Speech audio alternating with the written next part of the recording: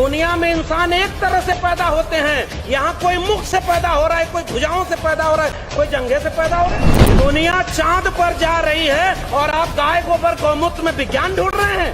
ये अंबेडकर के सपनों का भारत है क्या? आप अमेरिका में जाकर इस देश के प्रधानमंत्री कहते हैं कि हम युद्ध के नहीं बुद्ध के देश हैं, और यहाँ भारत में आकर के बुद्ध के खिलाफ युद्ध छिड़े हुए हैं। एक हाथ में जय भीम जय मंडल और दूसरे हाथ में परशुराम की कटार, ये कभी नहीं चलेगा, वरना पीढ़ियां आपको माफ नहीं करेंगी।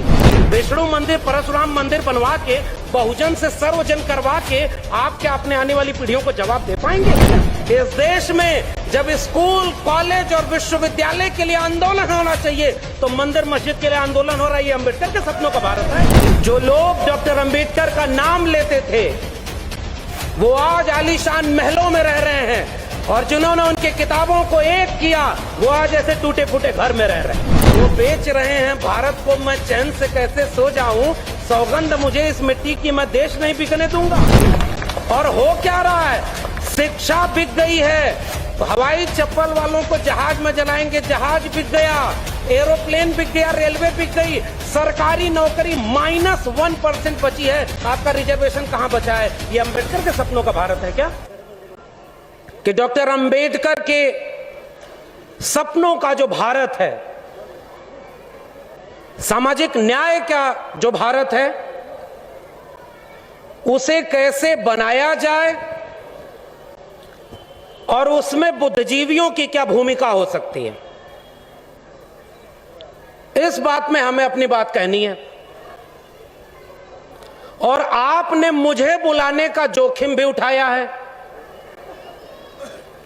तो मैं पूरे भरोसे पर खरा उतरूंगा, क्योंकि न तो अभी मैं किसी पार्टी का विधायक हूं, न सांसद हूं, और न मुझे आपका वोट चाहिए।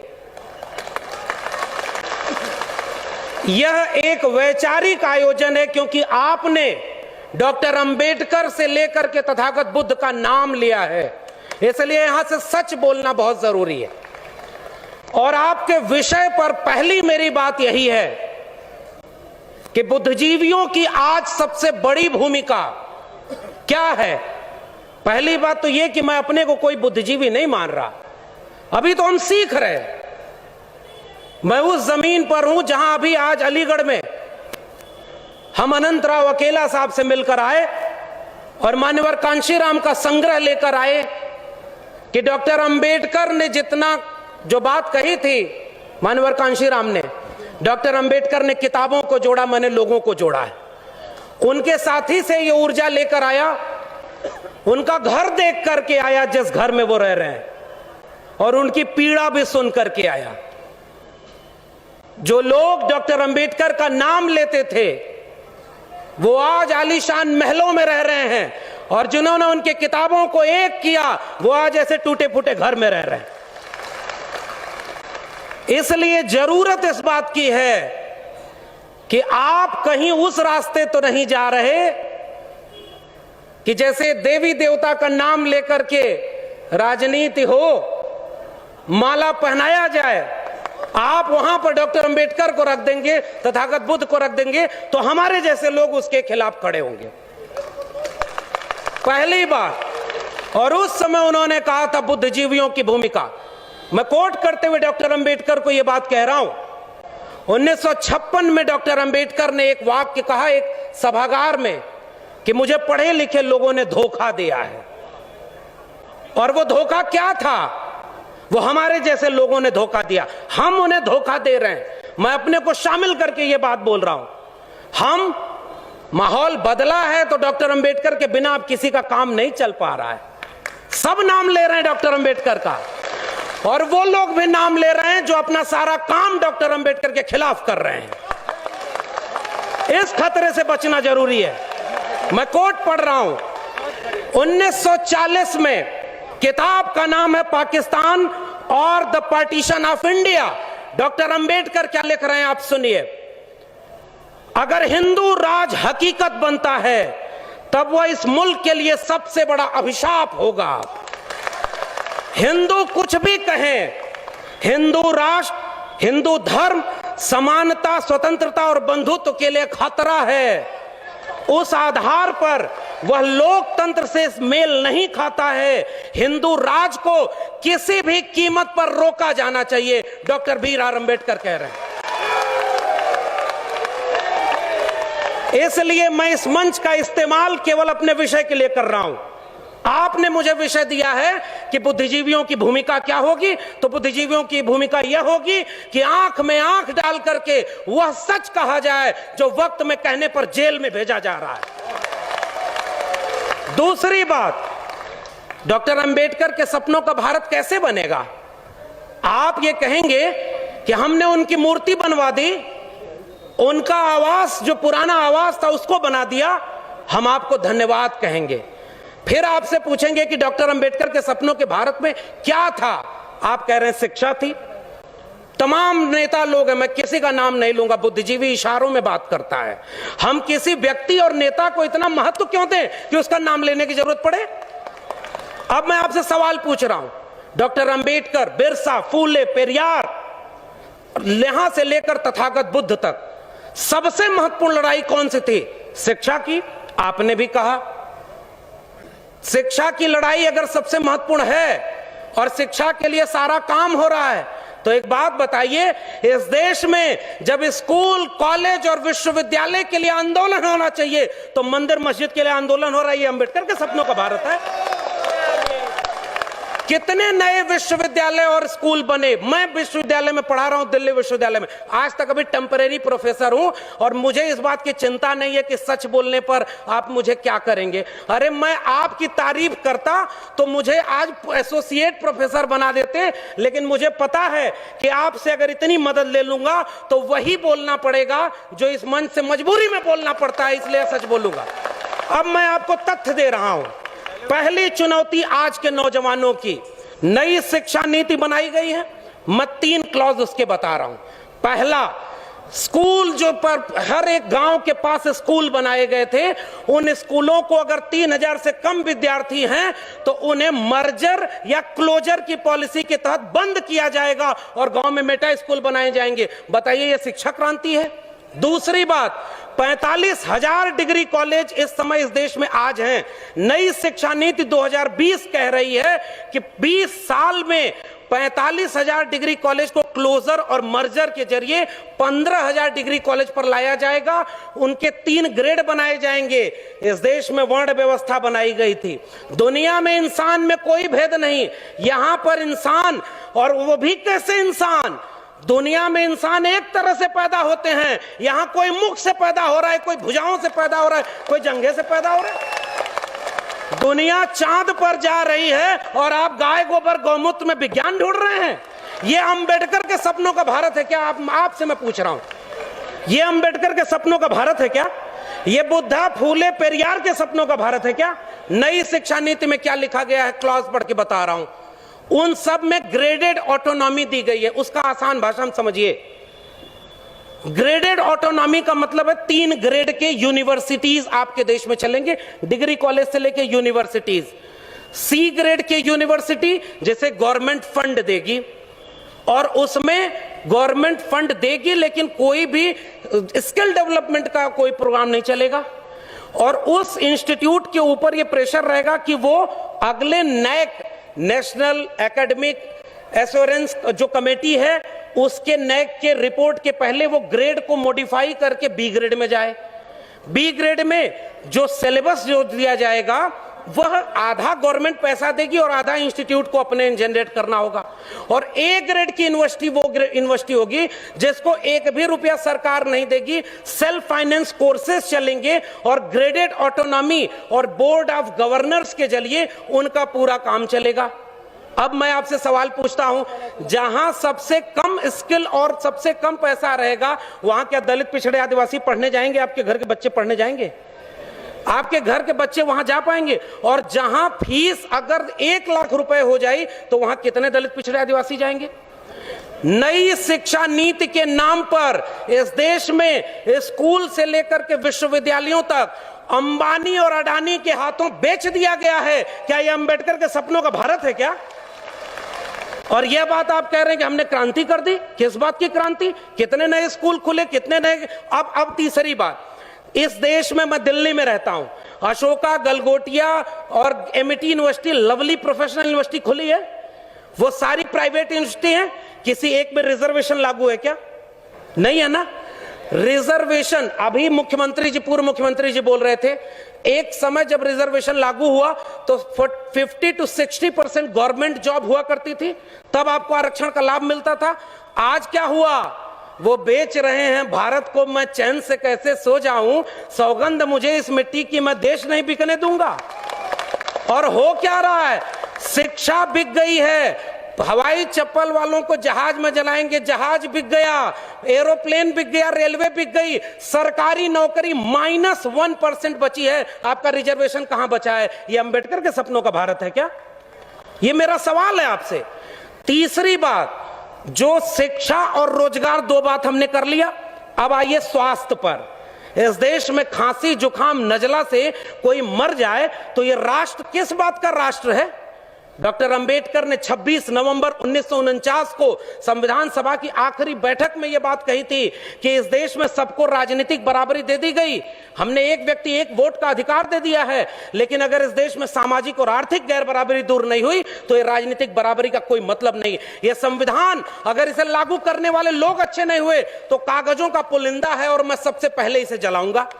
आज उस संविधान के आधार पर आपको क्या मिला? रिजर्वेशन। आपको क्या मिला? 90 के बाद तो पहली बार आपके हायर एजुकेशन में रिजर्वेशन लागू हुआ। 1997 में शेड्यूल कास्ट और शेड्यूल ट्राइब को हायर एजुकेशन में रिजर्वेशन मिला। 2006 में मंडल की दूसरी अनुशंसा लागू होने के बाद हायर एजुकेशन में ओबीसी को रिजर्वेशन मिला। और 2018 तक आते आते आपसे दलित, पिछड़े, आदिवासी हायर एजुकेशन में बर्दाश्त नहीं हुए और आपने 13 पॉइंट रोस्टर ले आया। 13 पॉइंट रोस्टर क्या अम्बेडकर के सपनों का भारत का रोस्टर था क्या? ये सवाल मेरा आपसे। ये हायर एजुकेशन का संकट है आपके सामने। इस देश में पिछली बार 2 अप्रैल 2018 को इस देश के दलित, पिछड़े, आदिवासी, पसमानदा लोग मुट्ठी बांध करके इस देश की सड़कों पर क्यों उतरे थे? क्योंकि उनके SC ST atrocity prevention act से छेड़खानी की गई थी। तब आप सड़कों पर उतर करके उनको झुकने को मजबूर किए। दूसरी बार 13 पॉइंट रोस्टर इसलिए लाया गया था 5 मार्च 2018 को। पहली बार मैंने RTI लगाई है। 1 जनवरी 2020 तक इस देश में जो डेटा है वो मैं डेटा आपके सामने रखता हूं। बुद्धिजीवी का मतलब केवल भावुक भाषण देना नहीं होता। ओबीसी रिजर्वेशन आया 2006 में। उसके बाद इस देश में नई शिक्षा नीति आ गई। पहली बात तो यह समझिएगा कि अब पूरी प्राइवेट शिक्षा अब प्राइवेट हाथों में चली जाएगी। न्यू एजुकेशन पॉलिसी कहती है 40% सिलेबस अब ऑनलाइन मोड में चलेंगे। कितने घरों के बच्चे ऐसे हैं जो वो अपने बच्चों को मोबाइल और लैपटॉप दे सकते हैं? एक मुख्य अतिथि जी का भाषण चलाना था, कितना मुश्किल हुई। मेरी अपनी क्लास में 50 विद्यार्थी पढ़ते हैं और ऑनलाइन में आज 25 विद्यार्थी बाहर हैं। मैं दावे करता हूं वो 25 विद्यार्थी दलित, पिछड़े, आदिवासी हैं जिनके घरों में मोबाइल नहीं है, इंटरनेट नहीं है। आप वहां नहीं शिक्षा ला रहे हैं। आप बुनियादी जरूरत तो पैदा कर नहीं पाए। और मैं डेटा पढ़ रहा हूं 1 जनवरी 2022 का डेटा। वो डेटा आपके सामने कह रहा है 97.6% ओबीसी प्रोफेसर की पोस्ट खाली है। 95% शेड्यूल ट्राइब के प्रोफेसर की पोस्ट खाली है और 93.8% शेड्यूल कास्ट प्रोफेसर की पोस्ट खाली है। डॉक्टर अंबेडकर के सपनों का भारत का मतलब यह है कि 85% दलित, पिछड़े, आदिवासी, पसमानदा के 85% प्रोफेसर होने चाहिए, 85% डॉक्टर होने चाहिए, 85% इंजीनियर होने चाहिए। और आप क्या बना रहे हैं? तीसरा मुद्दा स्वास्थ्य का। राष्ट्र बनने का मतलब क्या था? राष्ट्रवाद का सर्टिफिकेट आज वो लोग बांट रहे हैं जिन्होंने अंग्रेजों से माफी मांग करके कहा था कि हमको पेंशन दीजिए, हम आपकी मदद करेंगे। और वो लोग आज कह रहे हैं, उन लोगों को सिखा रहे हैं जिनके पुरखों के हाथों ने इस देश और दुनिया को रहने लायक बनाया। हम कमेरा जाति के लोग हैं।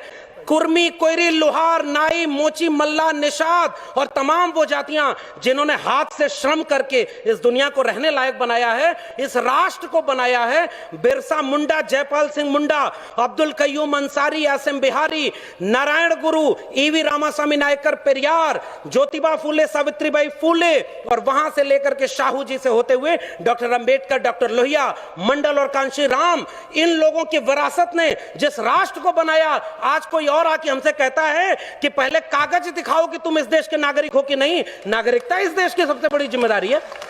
आपके अपने जिले में भी एक मंदिर के नाम पर दंगा कराने वाले लोगों को पहचानिएगा और उन संगठनों को पहचानिएगा जो धर्म के नाम पर हैं। उनसे पूछिए कि आपकी शिक्षा और रोजगार के लिए कितना आंदोलन किए, कितना आंदोलन हुआ आपके शिक्षा और रोजगार के लिए। मैं विश्वविद्यालय से हूं इसलिए सच बोल रहा हूं।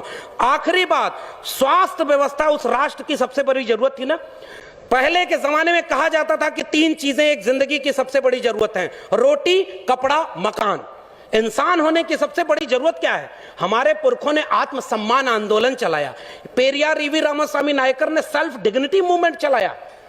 उसके बाद डॉक्टर अंबेडकर ने कहा आत्मसम्मान से जीना, जिंदगी लंबी नहीं बड़ी होनी चाहिए। और ऐसे पुरखों के वारिसों को कहा जा रहा है कि अपने आत्मसम्मान से समझौता कर लो, क्योंकि हमने डॉक्टर अंबेडकर की लंबी सी मूर्ति बना दी है और उसमें माला चढ़ा रहे हैं। स्वास्थ्य व्यवस्था, आखिरी बात कहकर के आपसे विदा लूंगा।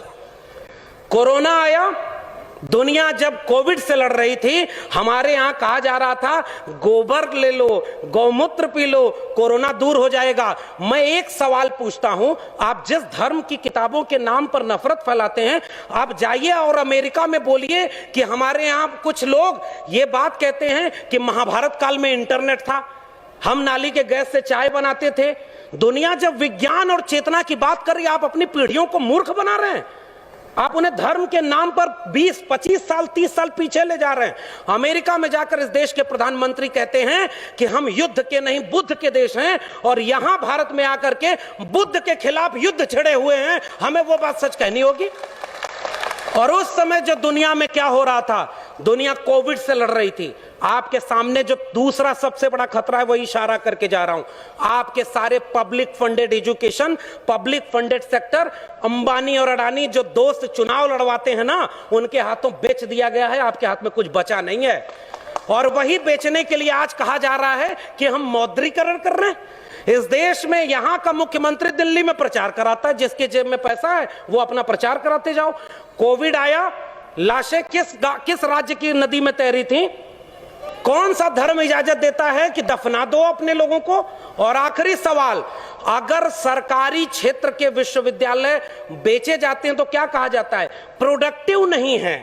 एयरपोर्ट क्यों बेचा जा रहा है? प्रोडक्टिविटी नहीं है। सरकारी संस्थान घाटे में हैं, भेल बेच रहे हैं, रेल बेच रहे हैं, एयरपोर्ट बेच रहे हैं, LIC बेच रहे हैं, बैंक बेच रहे हैं। बैंक वालों ने हड़ताल किया था ना, ये सारा कुछ बेच रहे हैं क्या कहकर? प्रोडक्टिविटी नहीं है, राष्ट्र ये घाटे में जा रहा है। 2 सवाल, कोरोना में जब सब लॉकडाउन लगा था तो आपकी जान किस अस्पताल ने बचाई थी? सरकारी अस्पताल ने कि प्राइवेट अस्पताल ने?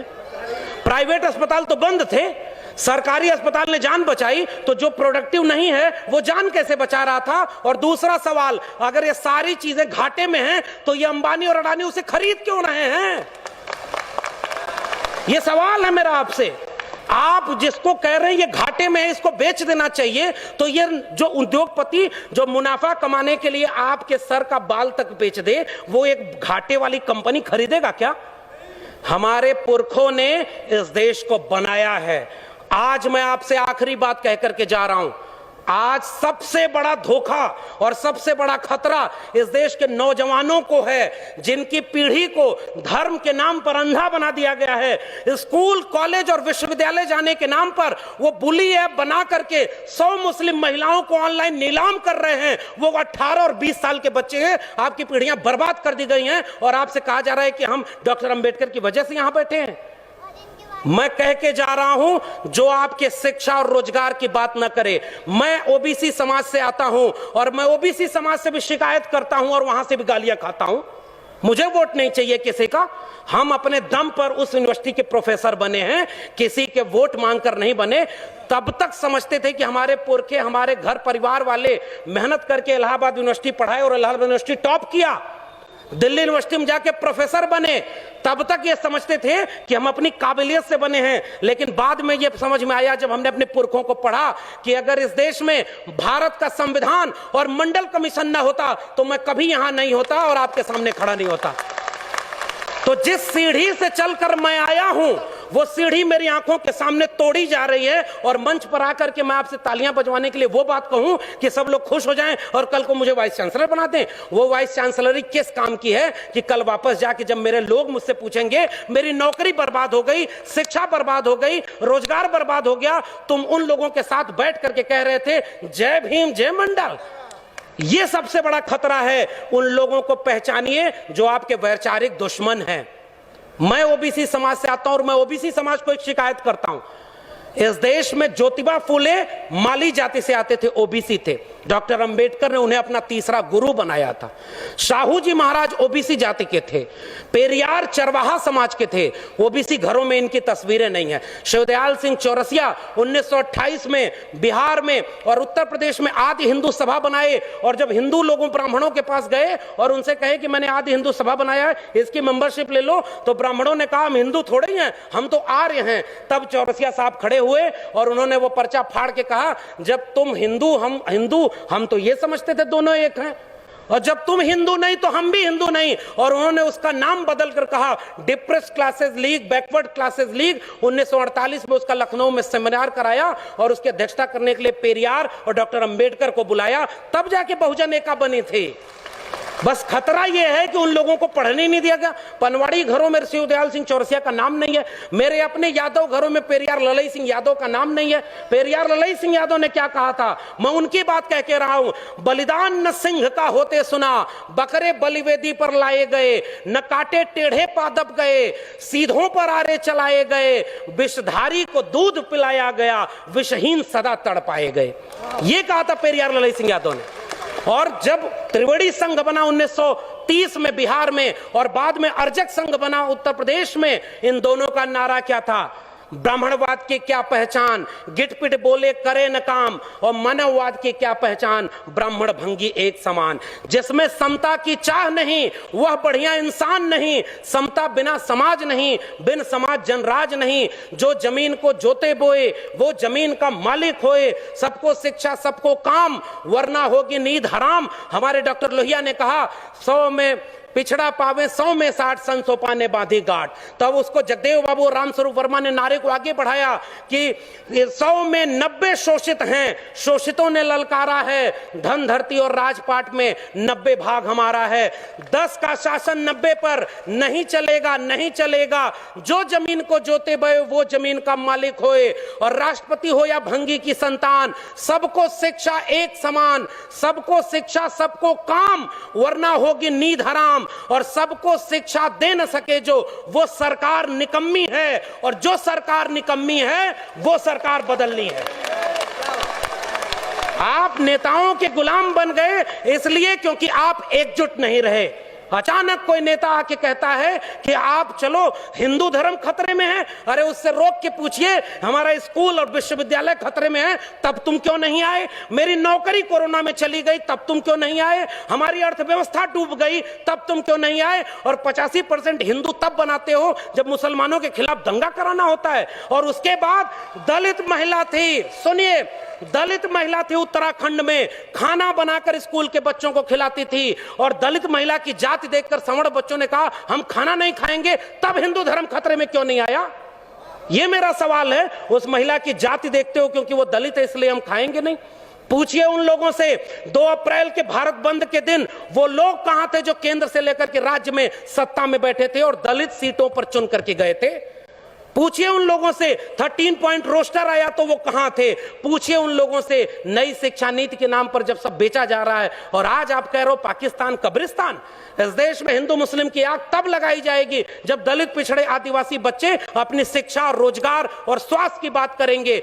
आज इस देश में एक दलित को राष्ट्रपति बना दिया गया और हाथरस में बेटी को पेट्रोल डाल के जला दिया, तब उस राष्ट्रपति की क्यों जबान खुली? यह सच पूछना जरूरी है। और आपने मुझे आमंत्रित करने का जोखिम लिया था, मैं अपना काम करके जा रहा हूं। आपने ये बात जो कही थी ऐसे मंचों पर आप हमें नहीं भी बुलाएंगे तब भी भारत के संविधान और मंडल कमीशन ने एक नौकरी दे दी है, हम वहां गुजारा कर लेंगे, हमें आपका वोट नहीं चाहिए। लेकिन मैं चाहता हूं कि इस मंच से घर जाने के बाद ये महिलाएं और बच्चियां, ये नौजवान अपने घर में अपने बाबूजी से पूछें कि आप तो धर्म को बचाने गए थे, मेरी शिक्षा, मेरी रोजगार, मेरी नौकरी और मेरे देश को बेचने वालों के साथ क्यों खड़े थे? ये सवाल आपसे पीढ़ियां पूछेंगी।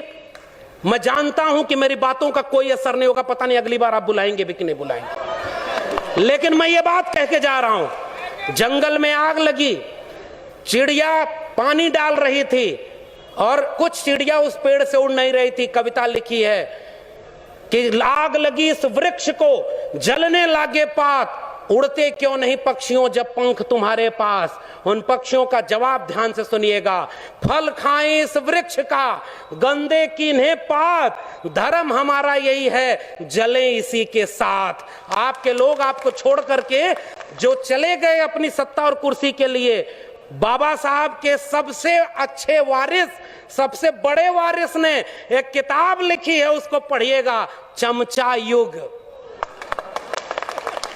उस किताब में कई किस्म के चमचे लिखे हैं। 1932 में पूना पैक्ट, आज लोग कहते हैं गांधी बनाम गोडसे, गोडसे की मूर्ति और गोडसे के नाम पर इस देश में दंगा। बाबा साहब ने कहा, और यह बात हमें समझनी चाहिए, अपने पुरखों का केवल नाम लेके फोटो पर माला चढ़ा रहे हैं, नौजवानों की पीढ़ी को समझाइए, नहीं तो कल को आज रामायण देख रहा है टीवी पर, कल राम मंदिर बनवाने चला जाएगा, आपका घर लुट जाएगा, वहां आप खड़े हैं। तब डॉक्टर अंबेडकर रोए थे, पूना पैक्ट जब करके आए। गांधी को 3 गोलियां मारी थी उन लोगों ने जो आज शासन कर रहे हैं। वो हमसे कहते हैं हमारे पुरखे ने गांधी की जान बचाई है, उन्होंने 3-3 गोलियां गांधी के सीने में मारी है, हम वो लोग हैं। और आखिरी बात कह के जा रहा हूं, इस देश में बहस चला रही है गांधी बनाम गोडसे, आप गांधी के साथ हैं कि गोडसे के साथ हैं? मैं कहता हूं गांधी बनाम गोडसे में हम गांधी की हत्या करने वाले नहीं, गांधी का जीवन बचाने वाले डॉक्टर अंबेडकर के साथ हैं। पेरियार ईवी रामास्वामी नायकर और गांधी की बहस में हम पेरियार के साथ हैं, भगत सिंह और गांधी की बहस में हम भगत सिंह के साथ हैं, हम डॉक्टर अंबेडकर और गांधी की बहस में गांधी के नहीं डॉक्टर अंबेडकर के साथ हैं, और गांधी और लोहिया की बहस में हम लोहिया के साथ हैं। ये हमारी विरासत है। आने वाली पीढ़ियां हमसे पूछेंगी साहब कि जब देश लुट रहा था, आपके बच्चों का भविष्य बर्बाद किया जा रहा था, दंगाई बनाया जा रहा था, तब आप क्या कर रहे थे? वो जो चिड़िया जंगल में आग लगी थी ना, तो चोंच से पानी भर के उस आग पर डाल रही थी। एक कुर्सी से बिक करके हम चमचे हो गए। मान्यवर साहब की बात कर रहा हूं, अपनी बात तो कह भी नहीं रहा। मान्यवर साहब ने कहा कि कई किस्म के चमचे हैं, उसमें ओबीसी चमचों की भी बात की गई थी। कुछ ओबीसी लोग ऐसे भी थे, मुख्यमंत्री कुर्सी चली गई और घर जब गंगा जल से धुलवाया गया तब उनको समझ में आया, अरे हम तो अगड़ा समझते थे, ये तो पिछड़ा है। हमें तो सबका सच कहना है ना। एक हाथ में जय भीम जय मंडल और दूसरे हाथ में परशुराम की कटार, ये कभी नहीं चलेगा, वरना पीढ़ियां आपको माफ नहीं करेंगी। विष्णु मंदिर, परशुराम मंदिर बनवा के, बहुजन से सर्वजन करवा के आप क्या अपने आने वाली पीढ़ियों को जवाब दे पाएंगे? आपके विचारों से लड़ाई है। एक तरफ 1925 में बना एक संगठन है जो इस देश को हिंदू राष्ट्र बनाना चाहता है, और एक तरफ 1924 में बना समता सैनिक दल है। पूछिए आप कहां खड़े और वो कहां चले गए? क्यों नहीं बाबा साहब का बनाया हुआ यह संगठन, 85% लोगों का राज, जिन्होंने इस देश को हाथ से काम दिया, उन्हीं लोगों को आज यूनिवर्सिटी में बैठकर एनएफएस किए जा रहे हैं। कितने लोग संसद और विधानसभा में बैठे थे, वो आपके लिए लड़े। आखिरी बात उस चिड़िया की बात करके जा रहा हूं। उस चिड़िया से पूरे जंगल के लोग, जंगल के पक्षी मजाक उड़ाते हुए कहे कि इतनी बड़ी आग लगी है जंगल में, देश बेचा जा रहा है, हिंदू राष्ट्र बनाया जा रहा है, अभी अयोध्या झांकी है, मथुरा काशी बाकी है किया जा रहा है, और तुम अपनी चोट से पानी भर रही हो। अलीगढ़ के इस सभागार में उपस्थित लोगों, आपसे यही कह के जा रहा हूं उस चिड़िया का जवाब। उसने कहा था कि मुझे पता है कि मेरी चोंच की एक बूंद पानी से ये जंगल की आग नहीं बुझेगी, लेकिन जब इस देश की आग का, इस जंगल की आग का हिसाब मांगा जाएगा कि जब आरक्षण खत्म कर दिया गया, जब निजीकरण के हाथों, अंबानी अडानी के हाथों पूरा देश बेच दिया गया, नई शिक्षा नीति में शिक्षा बेच दी, प्राइवेटाइजेशन में रोजगार बेच दिया, कोरोना में आपकी जान बेच दी, हिंदू हिंदू करके नफरत फैलाया गया, उस देश में पसमानदा तबके के लोगों से पूछिए, इस देश में नाई, जुलाहा, मोची, मल्ला जो पसमानदा बन के मुसलमान हुए, 300 लोग लिंचिंग में मारे गए, 300 में एक भी अपर कास्ट मुस्लिम नहीं है। ये कौन है 15% लोग जो पीछे खड़े होकर आपके बच्चों को दंगा कराने भेजते हैं, और गृह मंत्री का बेटा बीसीसीआई का चेयरमैन बनके करोड़ों रुपया कमा रहा है। आपके बेटे और उसके बेटे में यही फर्क है। तो वो चिड़िया, उसने यही बात कही थी कि मुझे पता है कि इस जंगल की आग से, मेरी चोंच के पानी से जंगल की आग नहीं बुझेगी, मगर इस आग का जब इतिहास लिखा जाएगा तो मेरा नाम आग लगाने वालों में नहीं, आग बुझाने वालों में शामिल होगा। जय भीम, जय मंडल, जय संविधान।